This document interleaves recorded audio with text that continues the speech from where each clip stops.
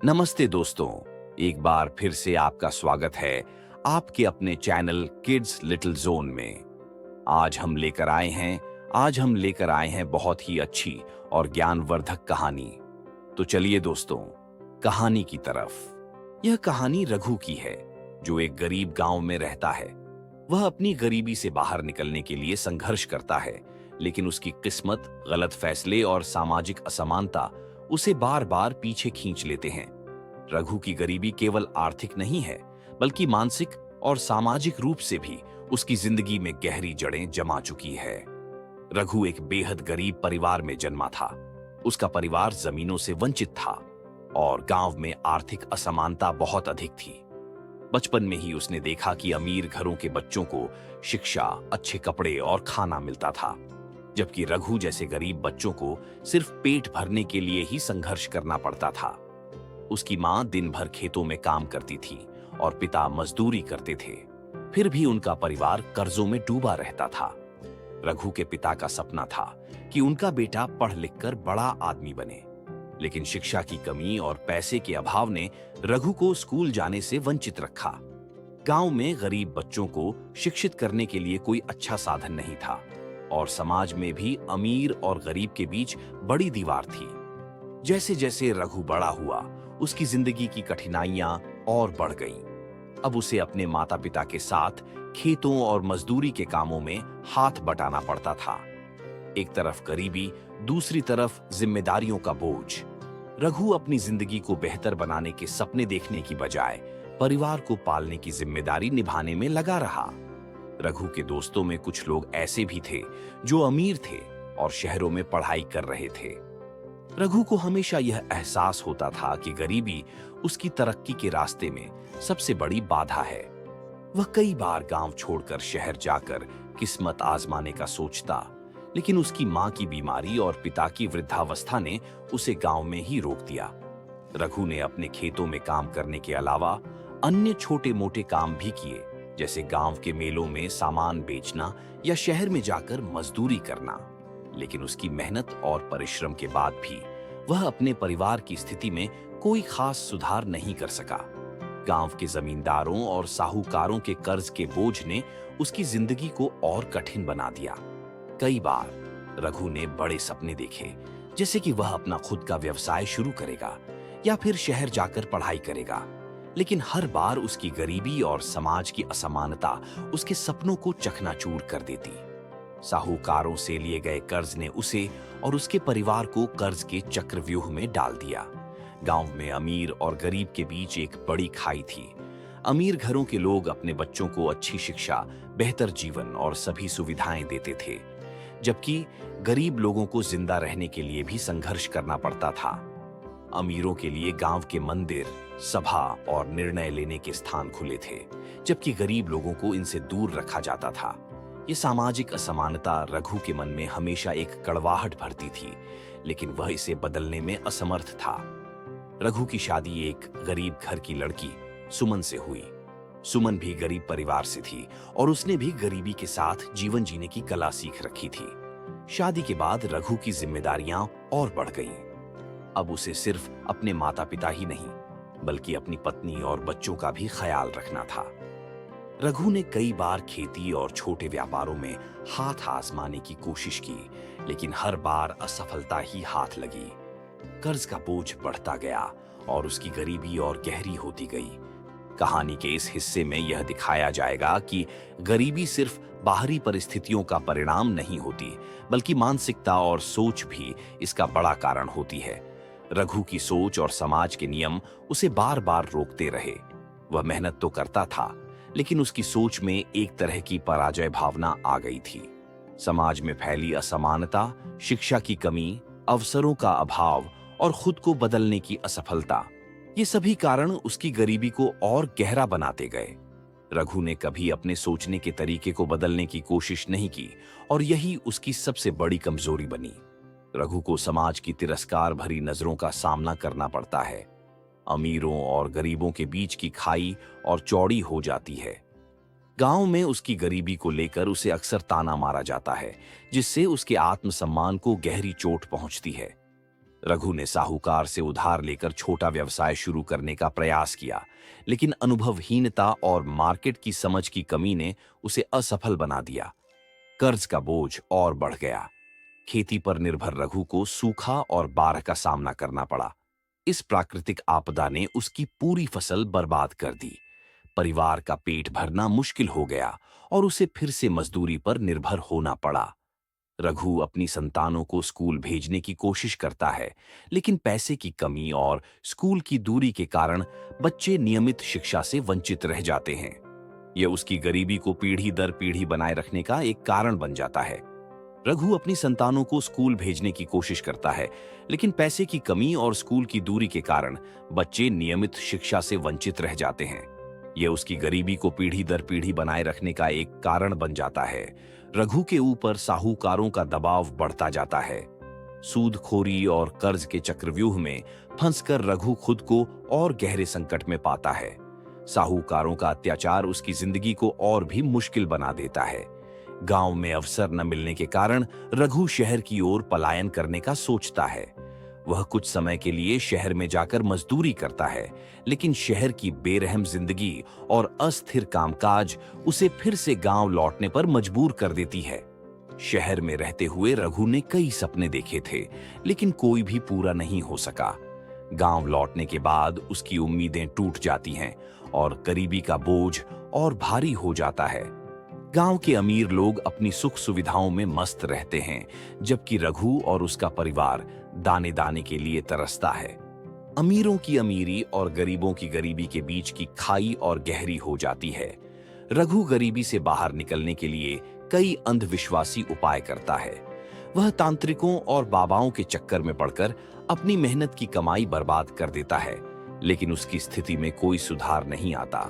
गरीबी और आर्थिक तंगी के कारण रघु और उसकी पत्नी सुमन के बीच लगातार झगड़े होते हैं। इन झगड़ों से परिवार का वातावरण और भी खराब हो जाता है और रघु की मानसिक स्थिति पर बुरा असर पड़ता है। गांव की पंचायत ने रघु के खिलाफ फैसला सुनाया जब उसने साहूकार से लड़ाई की। पंचायत के इस अन्यायपूर्ण फैसले ने रघु के आत्मसम्मान को और गहरा धक्का पहुंचाया और उसे सामाजिक रूप से अलग थलग कर दिया। रघु की आर्थिक स्थिति के कारण उसके बच्चों की पढ़ाई छूट जाती है। यह घटना रघु को बहुत दर्द देती है, क्योंकि वह जानता है कि शिक्षा ही उसकी संतानों को इस गरीबी से निकाल सकती थी। रघु का स्वाभिमान उसे बार बार मजदूरी करने से रोकता है, लेकिन पेट की भूख और परिवार की जरूरतों के आगे वह मजबूर हो जाता है। यह संघर्ष उसकी आंतरिक स्थिति को और जटिल बनाता है। रघु के कुछ पुराने मित्र जो अब सफल हो चुके थे, उसकी मदद से मना कर देते हैं। यह अस्वीकृति रघु को और भी अकेला कर देती है। गांव में कुछ समाज सुधारक आते हैं जो गरीबों की मदद करने का वादा करते हैं। वे रघु को भी कुछ योजनाओं के बारे में बताते हैं, लेकिन कागजी कार्यवाही और भ्रष्टाचार के कारण रघु को कोई लाभ नहीं मिल पाता। आर्थिक तंगी के चलते रघु को मजबूर होकर अपने बच्चों से मजदूरी करानी पड़ती है। यह उसके दिल पर गहरी चोट करता है, क्योंकि वह नहीं चाहता था कि उसके बच्चे भी उसी गरीबी में फंसे रहें। रघु एक बार एक व्यावसायिक धोखाधड़ी का शिकार हो जाता है, जहां उसके द्वारा जमा की गई थोड़ी बहुत पूंजी भी चली जाती है। यह घटना उसकी आर्थिक स्थिति को और बदतर बना देती है। लगातार मेहनत और गरीबी के बोझ ने रघु की सेहत पर गहरा असर डाला। उसे गंभीर बीमारियां घेरने लगती हैं और इलाज के पैसे न होने के कारण उसकी स्थिति और भी दयनीय हो जाती है। रघु के रिश्तेदार जो पहले उसके साथ खड़े होते थे, अब धीरे धीरे उससे दूरी बनाने लगते हैं। गरीबी के कारण उसका समाज में स्थान और भी निचला हो जाता है। रघु अपने बच्चों के भविष्य को लेकर बहुत चिंतित है। वह नहीं चाहता कि उसके बच्चे भी उसी गरीबी में जिए, लेकिन उसके पास उन्हें एक बेहतर जीवन देने का कोई उपाय नहीं है। रघु अपनी गरीबी से बाहर निकलने के लिए एक नए अवसर की तलाश करता है। वह गांव के बाहर के क्षेत्रों में जाकर काम करने की योजना बनाता है, लेकिन उसके पास न तो साधन है और न ही मदद। गरीबी का असर रघु की मानसिक स्थिति पर भी पड़ने लगता है।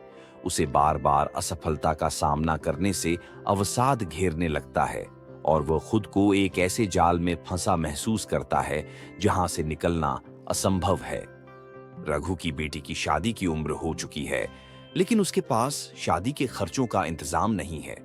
यह जिम्मेदारी उसे और भी चिंतित कर देती है और वह फिर से कर्ज लेने पर मजबूर हो जाता है। रघु अपने जीवन के अब तक के फैसलों का आत्म मूल्यांकन करता है। उसे यह एहसास होता है कि उसकी कुछ गलतियां और फैसले भी उसकी गरीबी के कारण बने हैं, लेकिन अब बहुत देर हो चुकी है। गांव में एक दानी व्यक्ति आता है जो गरीबों की मदद करना चाहता है। वह रघु की स्थिति देखकर उसे आर्थिक मदद का प्रस्ताव देता है, लेकिन रघु अपनी स्वाभिमानी सोच के कारण उसे स्वीकार नहीं करता। समाज में धीरे धीरे परिवर्तन हो रहे हैं। नए सरकारी नियम और योजनाएं लागू हो रही हैं जो गरीबों के उत्थान में मदद कर सकती हैं, लेकिन रघु को अब भी उन तक पहुंचने में मुश्किल हो रही है। रघु एक साधु से मिलता है जो उसे यह समझाता है कि गरीबी सिर्फ भौतिक नहीं होती, बल्कि मानसिकता की भी होती है। साधु उसे नए सिरे से सोचने और जीने की प्रेरणा देता है। रघु को समाज की क्रूरता का फिर से सामना करना पड़ता है। गांव के लोग उसकी गरीबी को लेकर उसका मजाक उड़ाते हैं, लेकिन इस बार रघु अपने आत्मविश्वास को नहीं खोता। रघु अपने जैसे गरीबों के हक के लिए लड़ने का फैसला करता है। वह गांव में एक आंदोलन शुरू करता है जिससे समाज के कमजोर वर्गों के लिए अधिकारों की मांग उठाई जाती है। रघु को समझ में आता है कि उसकी गरीबी का एक बड़ा कारण गांव के अंदर फैला भ्रष्टाचार है।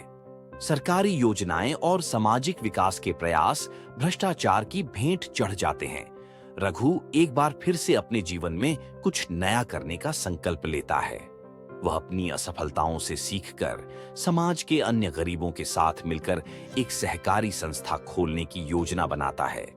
रघु का जीवन एक और मोड़ लेता है जब उसे अचानक एक पुराने रिश्तेदार की जमीन के कुछ हिस्से का वारिस होने की खबर मिलती है।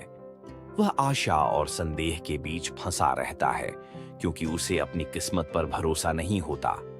हालांकि वह जमीन उसके नाम तो होती है, लेकिन उस पर एक लंबी कानूनी लड़ाई शुरू हो जाती है। रघु की स्थिति इतनी कमजोर होती है कि वह इस मुकदमे को लड़ने के लिए भी पैसों का इंतजाम नहीं कर पाता।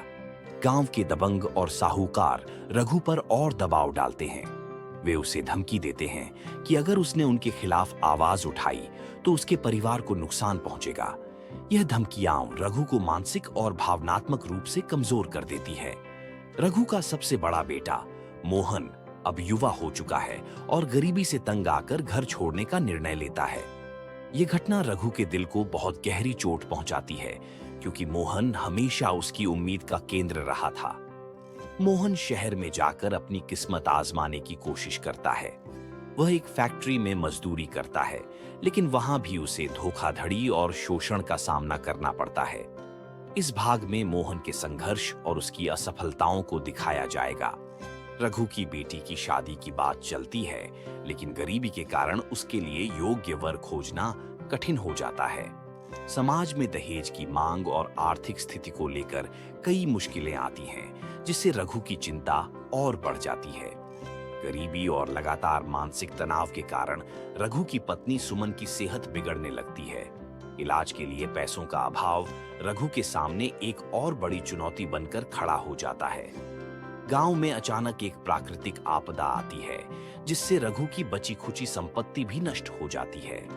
यह आपदा उसके जीवन में एक और गहरा आघात देती है, जिससे उसकी उम्मीदें पूरी तरह टूटने लगती हैं। रघु को उम्मीद थी कि सरकार की कुछ योजनाएं उसकी मदद कर सकती हैं, लेकिन भ्रष्टाचार और गांव के प्रभावशाली लोगों के कारण वह उन योजनाओं का लाभ नहीं उठा पाता। सरकारी सहायता के नाम पर उसे सिर्फ निराशा मिलती है। अंततः रघु अपनी स्थिति को स्वीकार कर लेता है और यह समझता है कि गरीबी सिर्फ बाहरी नहीं, बल्कि आंतरिक मानसिकता का भी परिणाम है। वह एक आखिरी बार कोशिश करता है कि अपने बच्चों के लिए एक बेहतर भविष्य की नींव रखे, और यही उसके जीवन की सबसे बड़ी सीख बनती है। ये कहानी गरीब इंसान के जीवन में संघर्ष, असफलताओं और अंत में आत्म साक्षात्कार की एक गहरी कथा बन जाती है, जहां वह समझता है कि गरीबी से निकलने के लिए सिर्फ धन नहीं, बल्कि आत्मबल और सही दृष्टिकोण की भी आवश्यकता होती है।